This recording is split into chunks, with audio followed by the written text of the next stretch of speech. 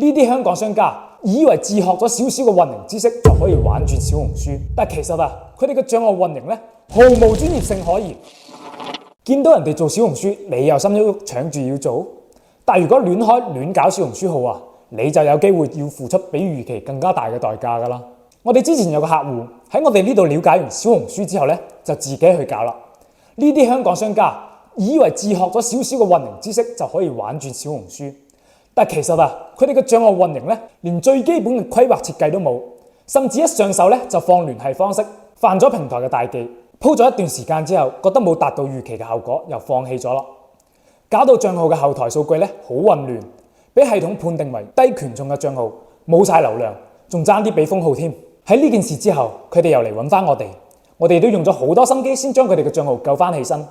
依家嘅推廣咧已經回到正軌，但係佢哋前期嘅投入、時間成本同埋變現機會咧，我哋都冇辦法幫到佢嘅啦。所以如果想做小紅書推廣嘅香港商家，建議都喺一開始嘅時候咧，就要揾專業嘅團隊提供諮詢同埋幫助。